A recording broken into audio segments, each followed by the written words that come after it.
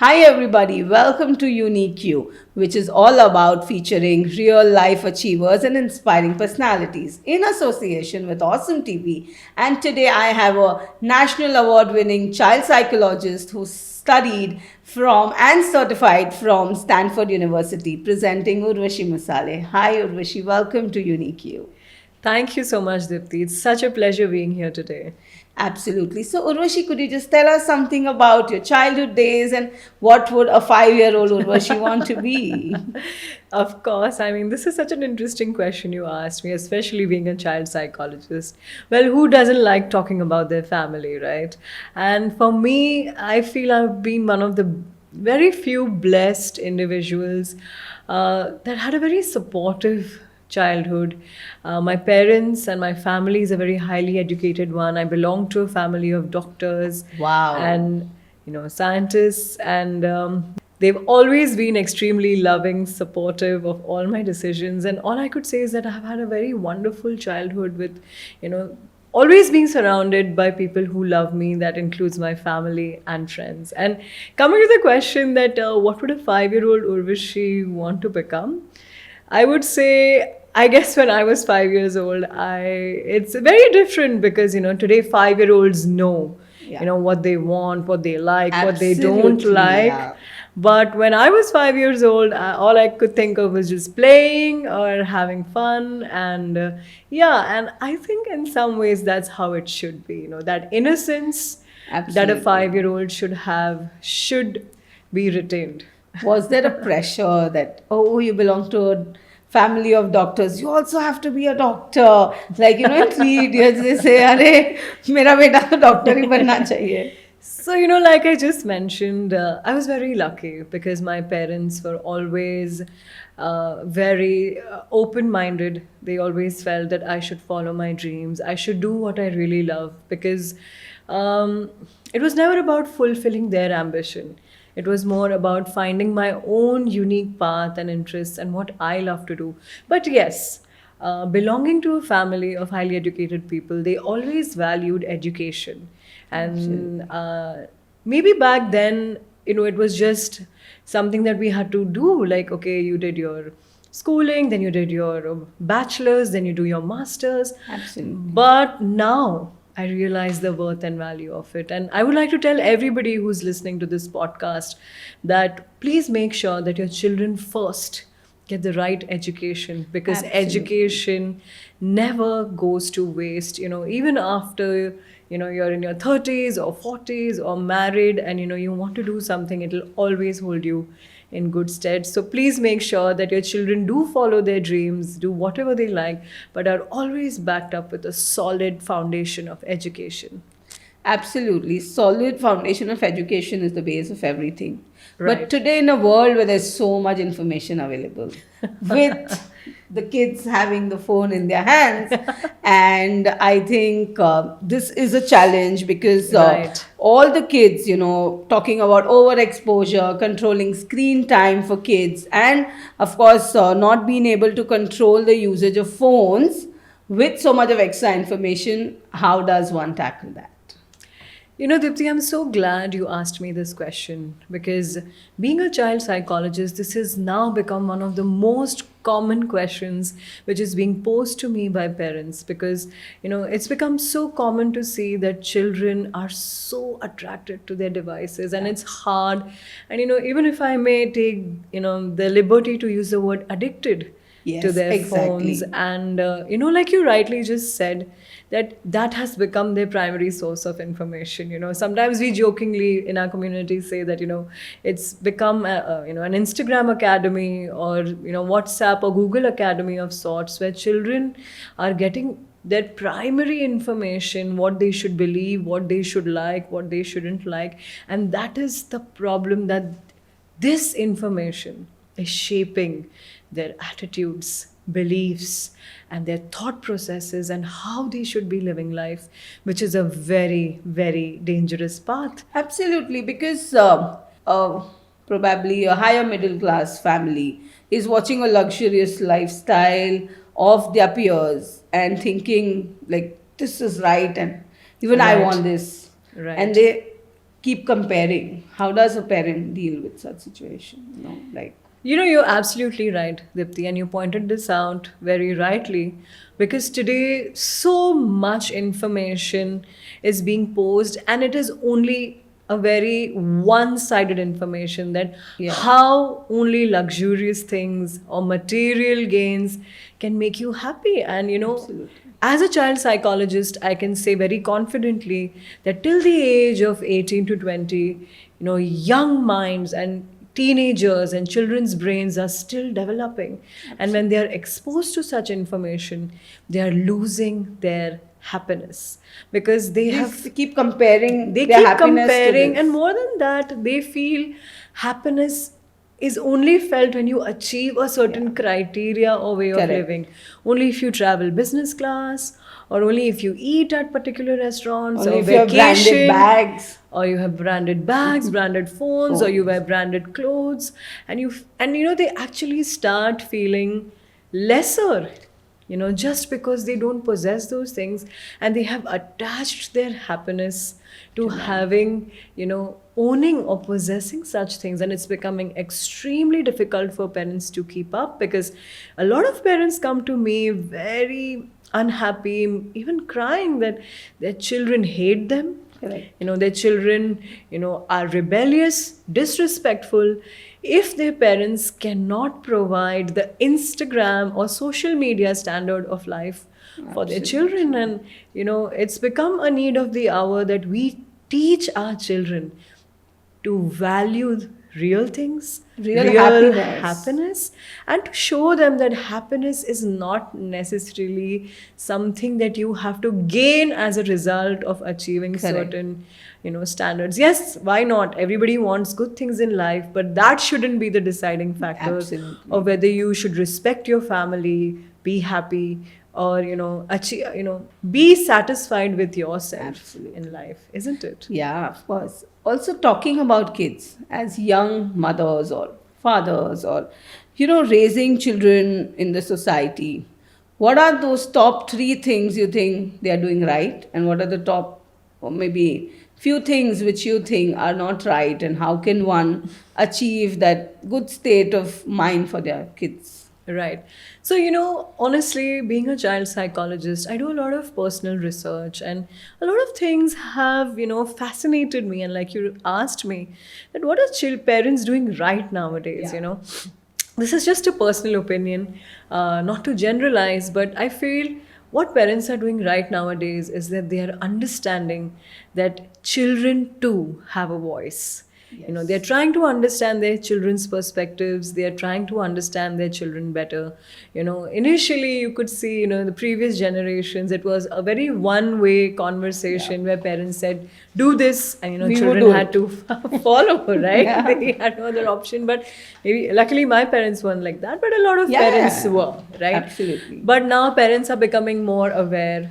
They are, you know, they understand, they want their children to have opinions, which is a good thing. Another good thing parents have become aware is, you know, making sure their children get a good standard of education. They are very, you know, parents are doing their own research on, you know, which schools your children should be going to, you know, what skills and what, you know, hobbies their children should be pursuing. I feel parents are very hands on Yeah. and involved in today's Absolutely. time, and I think that's Previously, it wasn't like that. yeah, it wasn't, you know, children were left to their own discovery and journey, and or parents were just very fixed in their minds what children should do. But I think parents are now very open to children exploring different career paths, you know, just that whole doctor, engineer, lawyer, So is many become fields that have ha- come yeah, up. so many, Because every idea is nowadays a business idea.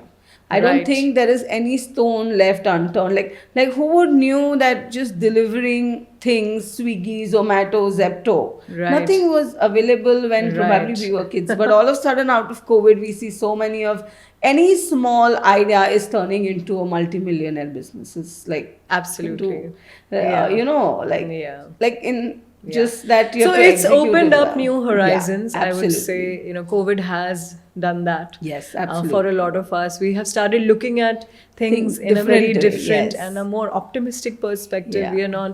We are ready to consider new ideas or new ways of things working out. And I Absolutely. think that too has, kind of permeated in how parents think about how or what their children should be doing nowadays. What is it that they're not doing right? Nobody wants to hear this, but we have to. No, I think everybody should hear this. Absolutely. Because today, what I see as a child psychologist is very scary, Dipti. It's children are getting out of control. If you talk about disrespect, if you talk about rebellion, if you talk about being demanding or having a sense of entitlement, if you talk about losing the value of hard work, children not wanting to work hard anymore, all these situations that I see, parents coming to me with their kids, I think it's painting a grim picture, because I feel what has gone wrong today, apart from, like you just mentioned, digital connectivity being a blessing to mankind and a Yeah. boon, but I feel children being exposed to this form of digital connectivity and having such easy access to digital devices, Yeah. to iPads, to gaming, parents so freely handing these things to their children is very dangerous. Let me give you an example. Yeah. There's a very famous study which is conducted and which compares digital addiction of children to opium addiction. We might have all commonly heard that in previous times, parents, to have their or carve out time for themselves or to be able to do whatever they want to do, they used to give their children opium, to sedate them, to drug them, to keep them busy. Nowadays it's phone. Yeah, and now that same effect, is achieved by handing a device to your child, because that is the way people are finding parents are being able to get time for themselves. They are using this as a convenience. Yeah. Many a times, I'm not generalizing it, but this is what I have observed. Yeah. But the problem is in the repercussions. The stark or alarming, observation was not what parents are doing, but what is the result. For example, when you give opium to your children, you develop over a period of time something known as desensitization. Like if you give a little bit of opium to your child, after a few days, the child will need more of it to feel calm. Then you'll have to keep giving more and more, because now the same amount is not good enough. So if you start giving your child these devices, the same effect happens on their developing brains, that now just half an hour is not enough, or just 45 minutes is not enough to feel happy and get that same dopamine hit. They need more and more and more of screen time, which is getting out of control. The second is what we see with opium patients is, if you take that away, you see withdrawal symptoms and rebellion. And the same thing you can see, the same form of addiction in children. If you take the device away, or even mention about, okay, now your time is up, or we need the device back, you will see an extreme form of rebellion, or Yeah. disrespect, or back answering, or Some kids can just start crying because unless you give them the phone, like I think crying. that's- yeah. Because in all of this, the children, I would like to make a statement as a child psychologist, are the victims. Because we are exposing them to something, making them addicts, and then expecting them to have perfect behaviors. Not possible. Right? It's not fair to the children. So if we want to ensure, that our children are not addicted, we have to take very drastic steps and not treat this as herd mentality, that if everybody is giving a phone, I should give a phone, or and normalize this, because it's definitely hampering brain development. It's it's taking over or hijacking the minds of our children. It's making them behave in ways of how say addicts would react in situations, and we need to start taking or becoming really mindful of how we are going to deal with whatever screens or gadgets we are providing them, because it's very unfair to ask the child to control it. Correct. You know, we need to be mindful as parents about it from the beginning. Correct. Also, this is resulting into a lot of stress and anxiety in kids. So I'm sure you must be coming across for real life cases, and what's the cause and how can one control if a child's having anxiety and depression and So, stress? Dipti, I'm very glad you asked me this question, because we need to address this. Yeah. We really do, because in the past decade, anxiety and stress in children has risen by 35 to 45%, which is a large number. So we are giving rise to a very anxious, fickle minded future generation who will not know how to deal with stressful situations. And if you ask me, why is this happening? It's because, like I said, this is the time where they need to be exposed to hardships. They need to be exposed to situations which are going to toughen them up. But as a generation, what I'm observing is that the downside of parents being over involved is that parents don't want anything uncomfortable or bad to happen to their children. So overprotecting. You can say overprotectiveness, over involvement. They don't let the child experience any kind of discomfort, failure, or they just want to make sure that everything is comfortable for the child. But when that happens, you're robbing the child of their capacity to deal with uncomfortable situations. And life, So is, any like somebody rightly said, life happens to you when you least plan for it, right? Life is completely unpredictable. I would say you develop character when you deal with tougher situations than easier ones, know isn't them it? well. Also, I feel another reason why children are getting extremely anxious is because of social media. Yeah. They're constantly being fed with very unrealistic standards of beauty, of happiness, of material gains, and they are too young to understand that this is a very fake, make believe world. They start feeling that this is reality. They are, unfortunately, children are unable to draw the line that once my social media is shut, in the real world, I don't need to be perfect looking. I don't need to be a size zero. I don't need to have a Mercedes, or I don't need to travel by business class to be happy. And they start feeling that they need to achieve these things right now in this moment. But whereas life is a very long, beautiful journey. And maybe if not today, maybe when you're in your 30s, you might travel to a beautiful destination.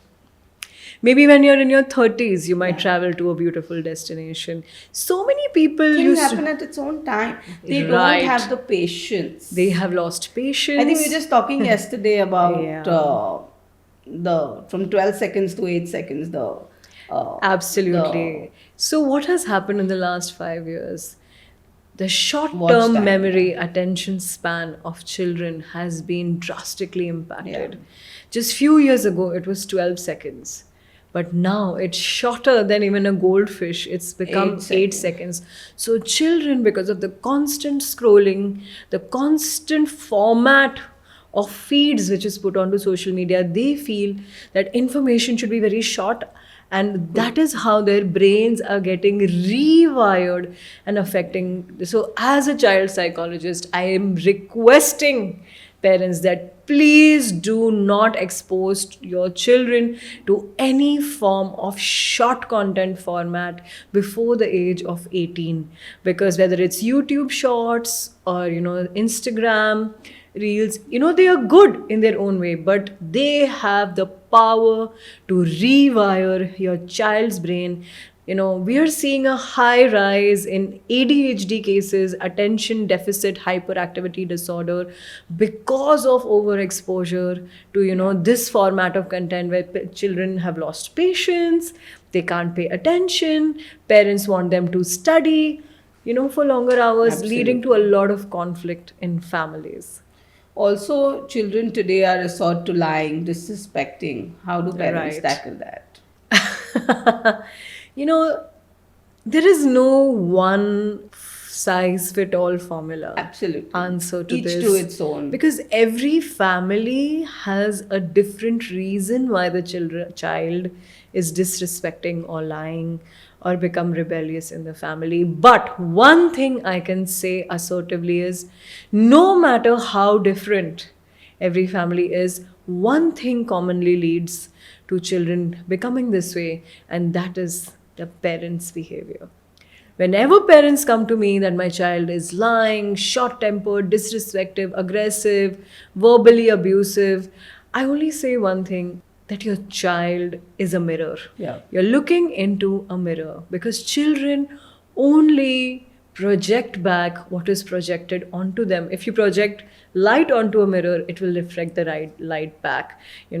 It's as simple as that. So children, first of all, are going through a lot of hormonal changes, right? That is the time when we need to talk to them. If we talk to them with respect, assertively, a lot of people misunderstand talking to your child with respect as giving in to your child's demands, or kind of just letting your child have their way. That's not what I'm saying, Dipti. What I'm trying to say here is that you have to be respectful. You as a parent cannot lose your temper. You as a parent cannot be hyper. You as a parent cannot lose your mind and start screaming and shouting, because that is, if that is what your child observes, that if They that is will. how you are dealing with situations in your life, they are going to do that more. So the probability becomes higher, So, right? would I put it as a child will not listen to what you're asking them to do, but they will definitely do what they are observing. Yeah. Yes. So you rightly said it, bang on. Your child will do what you do, what not what you say.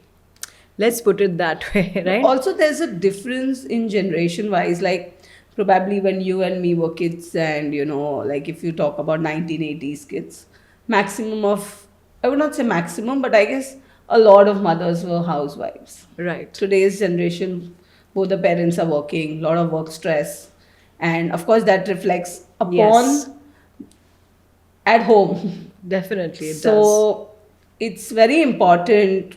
So what advice would you give? How can parents, deal with things? Because I think that is also that's changing. Because if we're talking about shift coming into a parent-child understanding behavior change, it's also that how situations have changed than it was before. Because Right. we would have a mom who's all the time home, would be taking care of the child, right? No more it's there like both the parents are working, both of them have a lot of work stress happening, and Right. of course then you boiled out at home. So and then exactly what you said True. happens. So how does one Yeah. tackle such I'm situations? glad you asked me this, because I too am a working mother, Absolutely. and this situation is real.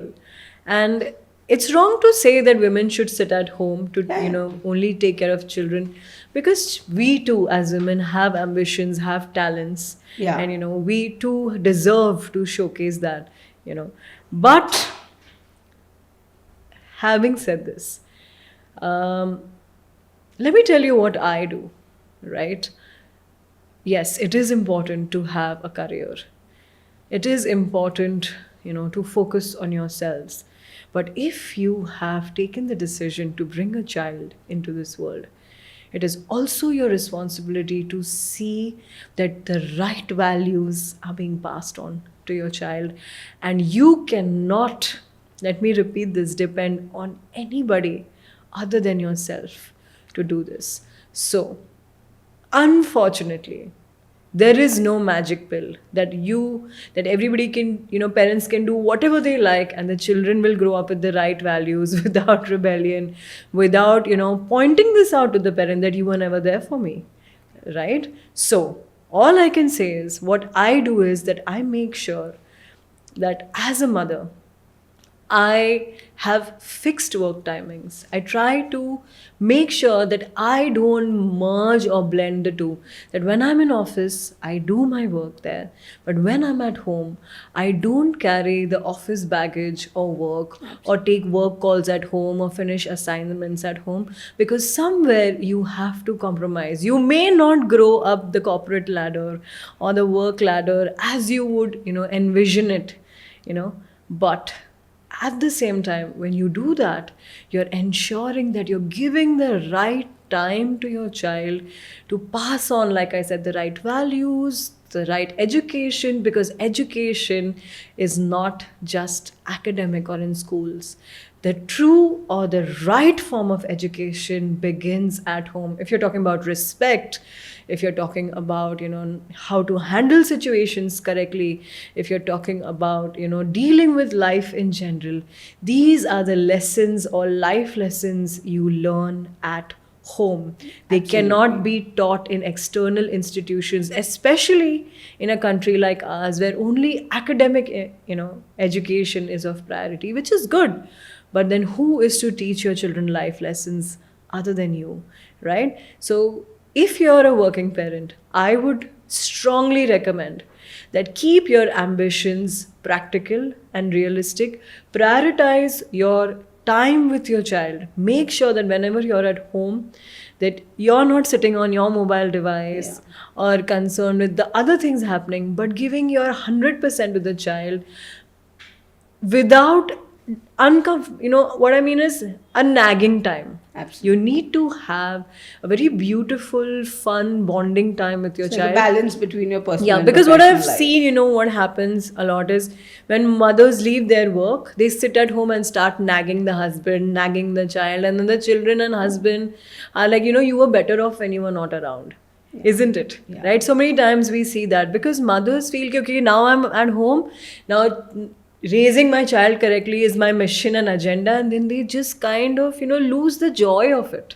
Absolutely. Right? So what I mean to say here is that if you are taking time out for your child, which you must as a working individual, you have to balance it. You cannot achieve, I would say, become the CEO of an organization, at the same time have the best behaved child.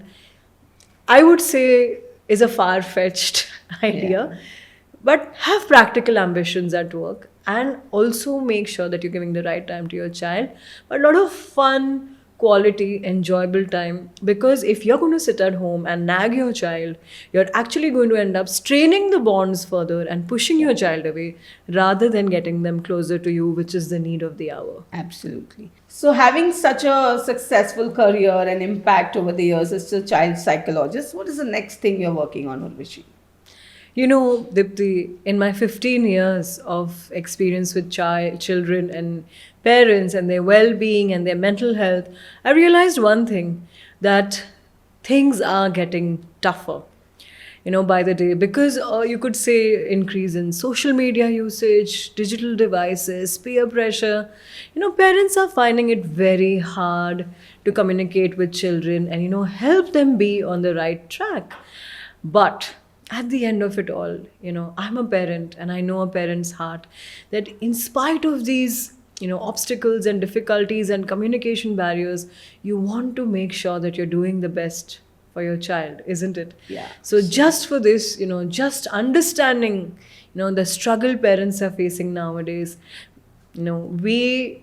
I have come up with this parenting platform that is going to help parents address and deal with all the naturally daily occurring Everything struggles. under one roof. Everything under one roof, whether it is dealing with bullying, your child getting bullied, or academic pressure, or lack of motivation to study, or screen addiction, or even sensitive topics that nobody, parents don't know where to go, whom to ask, like their children dating at a very premature age. So it's going to be an online platform? It's going to be an online Lovely. platform which will have a community, which will have A you know, non-judgmental community, so important, where you know, people are having a goal of helping each other. Yeah. a non-judgmental, safe space where you know parents can come and ask questions, empower each other.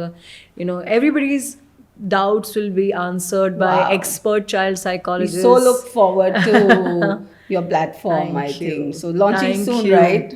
Launching very soon. Wow. Hoping to make a real difference and empower parents I'm all over sure. the world. Brilliant. Thank you so much, Urvashi. And it is a great honor to have you here with us. Thank and you. Keep doing great work. Thank you. Thank you, Dipti. God bless. Thank you.